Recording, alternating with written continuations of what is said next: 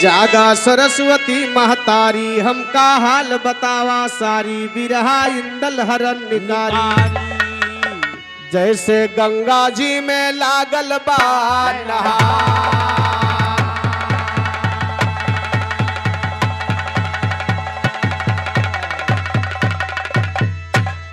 कहानी सुने आप लोग गढ़बिठूर की लड़ाई और इंदल का हरण। कहना बा तो लाग नहावन गंगा जी माँ जाय दिया संसार सुना।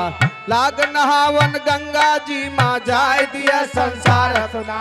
उदल बोले है सैयद से बरस के सरदार सुना। कहक लोग गए जाती हैं ये कह के जय जयकार सुना। सैयद बोले तब उदल से बिंदुल के असवार सुना।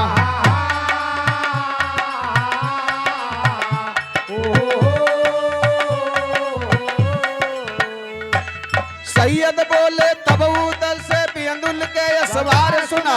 कुंभी लगी है गंगा माँ जाई रहे नर नार सुना।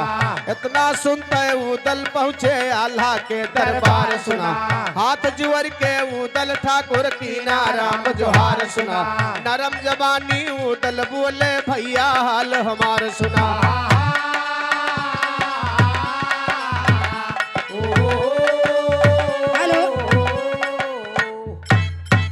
इधर मतई के दिन उदल बोले भैया हाल हमार सुना। कुंभी लगी है गंगा माँ हम बाट तैयार सुना। आल्हा डाटे तब उदल का बैठ रहा चुमार सुना। एक से एक जोधा यही है एक से एक सरदार सुना। आखिर झगड़ा करबा वीरन हुए काम बेकार सुना।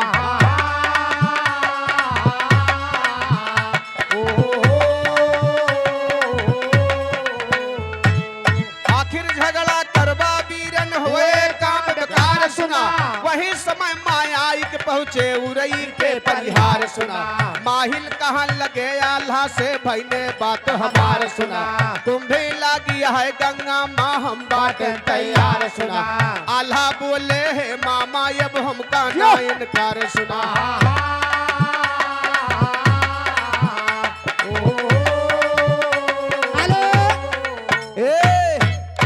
ये मान्यवर सुनील दुबे चकिया निवासी 201 रुपए सम्मान 5 के प्रणाम आशीर्वाद के कामना बा। हमका ना इनकार तलंसी उदल का ले जावाना।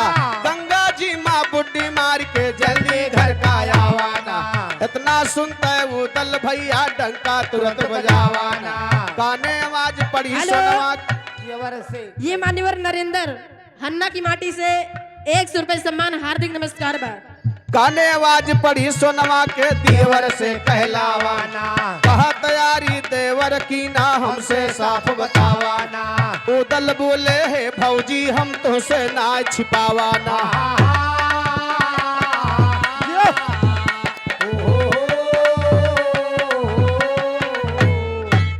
ए भैया उदल बोले है भौजी हम तुझसे ना छिपावाना। तुम भी लगी है गंगा माँ वही कहे हम जावाना। सुनवा कहती है दियवर कन हम हो का नौहावाना। उदल बोले ठीक है भाभी भैया से लावाना। इतना सुनते सुनवा रानी आलक लगे थकावाना।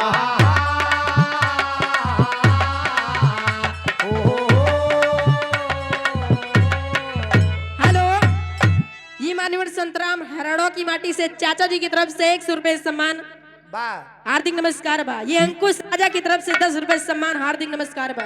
यार उदल आल्हा से आल्हा उदल के यज्ञ ना देते रहे लेकिन माहिल मामा जबरदस्ती यज्ञ देवा दे। काहे से माहिल के जनते है माहिल कहे जब तोहार मामा जाता है तो उदल के भेज दे नहाए धोए के सब ही वापस आ जा कोनो दिक्कत नहीं बा। आल्हा कहे मामा जाता है लेकिन कतौ झगड़ा लड़ाई न हो पावे। माहिल कहे अरे वारे भैया जहाँ तुहार मामा रही हैं हुआ झगड़ा अरे कतई न हो पाए। तू चिंता ना करे आल्हा। ये मान्यवर झूलन दादा अन्ना की माटी से 21 रुपए सम्मान हार्दिक नमस्कार बा। माहिल अंदर अंदर सोचत है कोनो विध से निकारे पाई तब इनके बताई। ए भैया आदेश देवा दे है आल्हा कहे जा सबही नहा धोए के गंगा जी के घाट से वापस चला आया। डंका बजाए दे है, डंका के आवाज रानी सोना सुनी, घर से दौड़ी आई, उधर से कहीं है देवर इ कौने खुशी में डंका बजवावत हा। काल गन्ना छोला जाए। हट बेहुदा, वो हर वे गंगा नहाया जाता है, गन्ना छोलावे जाता है। अरे हम का इकट्ठे घर उवाई दी छोल जाए भाई। उदल कहे भौजी गंगा जी पे पर्व लागबा भैया, महाकुंभ चलत बा ऐसा इलाहाबाद में। हेलो, ये मान्यवर विनय हन्ना हरौड़ा की माटी से 100 रुपए सम्मान, हार्दिक नमस्कार बा। उदल कहे कि भौजी हम जाते ही स्नान करे, रानी सोना कहीं देवर हमारे मुंह के बात छीन ले तू, अपने सथवा हमहू के लिए आए चलत्या, तो हमहू चलित गंगा नहाए आई, तो इसे साथे साथे ननकने कहे हाँ मूड़ा उतराई दी। इनके हिया मूड उतरावा जात भैया। तो का उतरे? अरे मूड न उतरे, बार उतरे वही गंगा जी के घाट पर। बिना मुड़वा गए बरवा उतरे। हाँ लेकिन बरवे हेलो। उतरावा जात भैया। अच्छा अच्छा। ये मान्यवर शिव प्रसाद पुजारी निधौक पूर्वा 51 रुपए के सम्मान, हार्दिक नमस्कार बा। उदल कहे भौजी हमें इनकार नहीं बा, हाँ लेकिन तुहार मालिक बड़का भैया है, अजा बड़के भैया से पूछ यावा हाँ हमरे सथवा जाय दी है कि न जाय दी है। बा काहे से कि आजकल जमाना बड़ा खराब बान के मेहरारू साथे ले जाए लायक ना हो भैया। और कर रही हम कुकुर भूखे लागत भाई। इनके ऊपर भीजत बा इस तगड़े से। हम अपन घुमाई नहीं पावत हम हे भैया, मौके नहीं मिलता। रानी सोना बड़े प्यार से अपने पति आल्हा के हेलो। पास गई, आज्ञा मांगत यहाँ नहाए खातिर। ये मान्यवर रमेश चौधरी अगई की माटी से 100 रुपए सम्मान, 21 रुपए सम्मान, हार्दिक नमस्कार बा। अच्छा एक एक चीज आप लोग और गौर करी है, औरतन के अगर जौने दिन मेला देखे के मन कह दे या नैहरे जाके मन कह दे, या वह रोज अपने मन से धुस बड़े प्यार से बोलत थी। अरे बहुत प्यार से हे हाँ हे हो हे का है आज काऊ खाबो। आज तो हर मांस खाब आज नोच कहाँ नोच। आज कहाँ पहुड़बो सरियो में। हे भैया, हेलो, वैसे रानी ये मान्यवर शिव प्रसाद प्रजापति अन्ना हरौड़ा की माटी से 51 रुपए के सम्मान, हार्दिक नमस्कार बा। रानी सोना अपने पति आल्हा से हाथ जोड़ के आज्ञा मांगत यह कैसे। हेलो, ये मान्यवर रामलाल हन्ना हरौड़ा की माटी से 100 रुपए सम्मान, हार्दिक नमस्कार बा। कहना बा सोनवाया लक लगे तकाए, बालम सुन लिया कान लगाए, बिना गंगा मां नहाए हेलो। नहीं। ये मान्यवर जान तो नहाए हेलो, न जा देबो। ये मान्यवर छट्टू हन्ना की माटी से 100 रुपए सम्मान, हार्दिक नमस्कार बा। अर बिना गंगा मां नहाए नहीं होए तरनी, बिना गंगा मां हेलो, ये मान्यवर रामचरित्र हन्ना की माटी से 100 रुपए सम्मान, हार्दिक नमस्कार बा। और बिना गंगा मां नहाए नहीं होए तरनी, बिना गंगा मां नहाए नहीं होए तरनी, बिना गंगा मां नहाए। हेलो श्रीयांश भैया 21 रुपए का पुरस्कार बा भैया, नमस्ते बा। रानी सोना आल्हा से कहिन का अरे कुंभी लागिया है करारी, अब तो जाई रहे नर नारी, अब माया गंगा जी के भारी, हम कहाँ ले बरनी माया गंगा हम कहाँ ले बरनी माया गंगा जी के भार। हम कहाँ ले बरनी माया गंगा जी के भारी। अरे हमहू गंगा जी पे जाबे और साथे माँ इंदल ले जाबे। ये मान्यवर अशोक बिसैनिक पुरवा 21 रुपए सम्मान, हार्दिक नमस्कार बा। अमोड़न इंदल के करौ पूरी होए परनी, मोड़न इंदल के पूरी होए पारानी मूड़ल इंदल के कारा। हेलो, ये मान्यवर शिव सागर नरसड़ा की माटी से 10 रुपए सम्मान, हार्दिक नमस्कार बा। ए भैया, आल्हा कहे रानी सोना कहीं हम जाब गंगा नहाए, वहीं भैया के मानता बा मुड़नवा वहीं कराए लेबे साथे साथे। आल्हा कहे खबरदार कहूँ जाए जरूरत ना बा, नाव न लिहू। आल्हा रानी सोना का डांटत है कैसे कैसे। आल्हा कहे अरे आल्हा कहीं अगर जो जाबू और सोना पीछे के पछताबू, और रानी भारी धोखा खाबू, जीव कह होए जरानी रानी भारी, झुके होए जरानी रानी भारी धोखा खाओ। झुके होए जरानी रानी भारी धोखा खाओ। हर मानुष यही है चारू कोना, और कौनो डार दिए जब टोना। यक्कठ लड़का बा, लड़का बड़ा खूबसूरत बा, तो अपने मन के लइके नहाए जाती है। और गंगा जी के घाट पर कहाँ कहाँ से मनई आवत, कौने कौने मेयर का। हेलो, ये मान्यवर राम केवल हन्ना हरौड़ा की माटी से 100 रुपए सम्मान हार्दिक नमस्कार बा। मांगला भैया मांगला। जादूगर नहीं आवत है।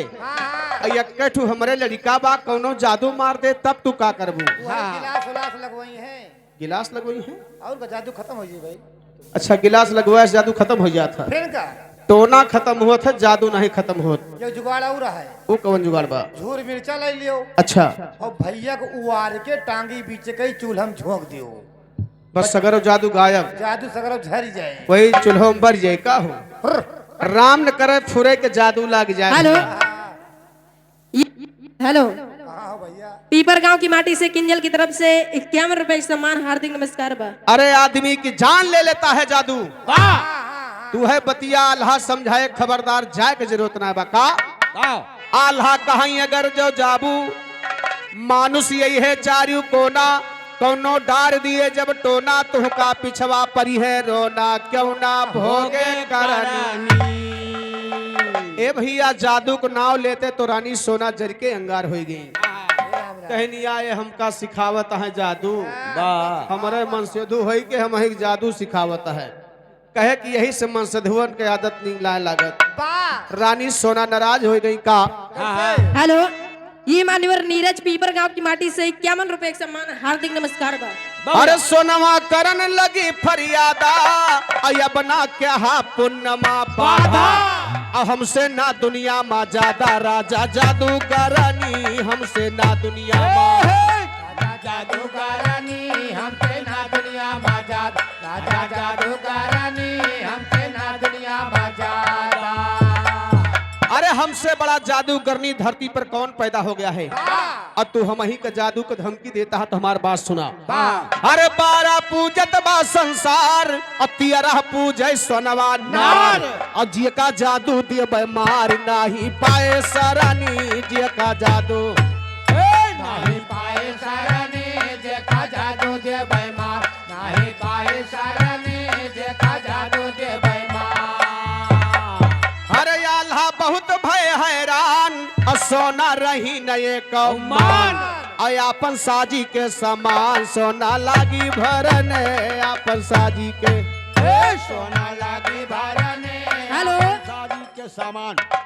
ये मान्यवर पूर्व प्रधान दयाराम जी की तरफ से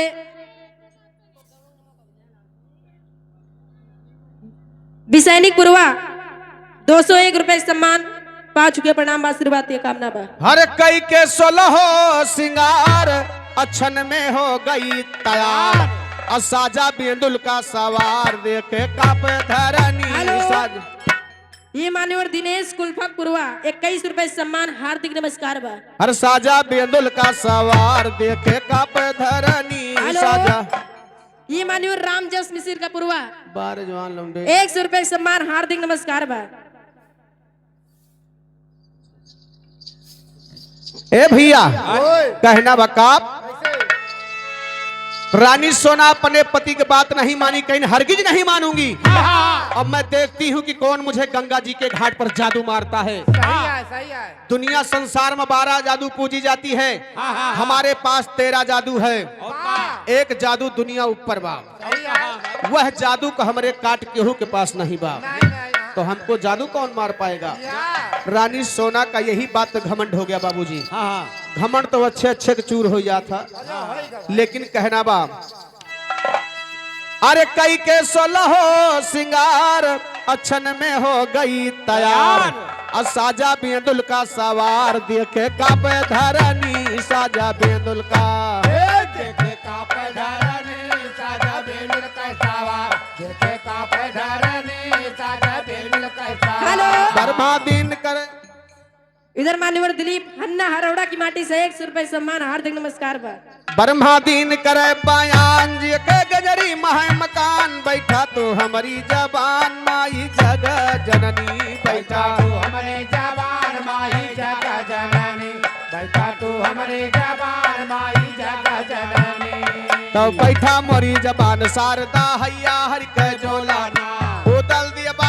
बाद माहिल जितना वीर बघेला गंगा घाटे चलत भय है सोनवक लइके हे सोनवक लइके डोला वीर गंगा घाट नचाने का वही समय माऊदल भैया डंका लगे बजाने का गाने आवाज पड़ी लाखन के बहुत जुअर गोसाने का एक सिपाही का भेजा है डंका बंदा कराने का गवा सिपाही उदल के लग लाग बहुत समझा समझाने का ए डंका बंद करो जल्दी से हुक्म है लखराने का उदल बोले कवन है लाखन लैया मोरे सामने का इतना सुनते गवा सिपाही लाखन से बतलाने बतिया सुन के लाखन जरिए बहुत जुअर गुस्साने का परमादीन कहे शायरी अब यही पर छंद बनाने का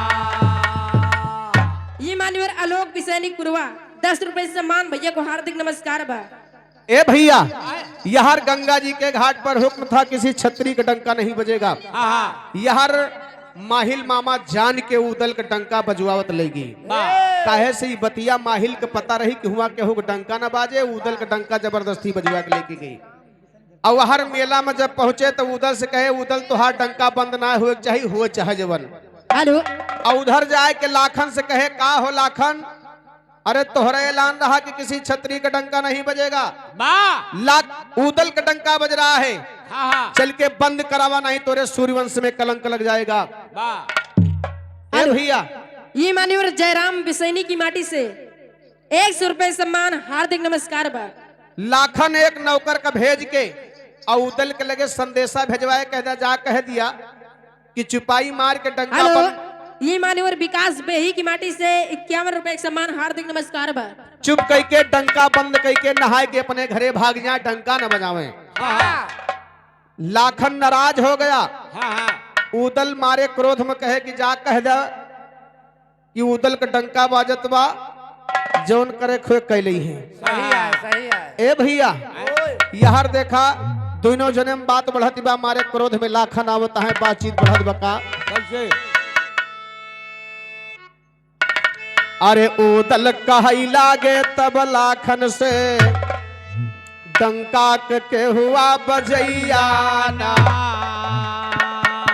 अरे कहवा से आया है कौन आया है भाई कहवा आया है ठैया भुइया ना कहवाया है ठैया भुइया ना अरे कहवाया है ठैया भुइया ना अरे चुप्पे नहाय लिया घरे चला जाना झाड़ लिया सगर मुरहिया ना झाड़ लिया सगरा मुरहिया ना अरे झाड़ लिया सगरा मुरहिया ना अरे उदल कहाँ ऐसे बोले न लाखन हुई ना कौनो चिड़ैया ना हुई ना कौनो चिड़ैया ना अरे हुई ना कौनो चिड़ैया ना अरे देवला के लाली अवर जासर के बेटवा मोहबा के होई रहवैया ना मोहबा के होई रहवैया ना अरे मोहबा के होई रहवैया ना अरे छोट भाई आल्हा के उदल हमार नाम रसबी अंदुल के चढ़ैया ना रसबी अंदुल के चढ़ैया ना अरे रसबी अंदुल के चढ़ैया ना अरे कनवा का अपने मोंद लिया लाखन डंका न चाह सुनैया ना डंका न चाह सुनैया ना अरे डंका न चाह सुनैया ना अरे डंका हमारी आज बाजे जरूर केहू पैदा ना न रोकवैया ना पैदा ना रखवैया ना अरे पैदा ना रखवैया ना अरे उदल से लोहा लियन की ताय केहू हिम्मत ना बांधे गोसैया ना हिम्मत ना बांधे गोसैया ना अरे हिम्मत ना बांधे गोसैया ना अरे ब्रह्मा दीन पे दया करा दुर्गा तो द्वारे पे बाजे बधैया ना द्वारे पे बाजे बधैया ना अरे द्वारे पे बाजे बधैया ना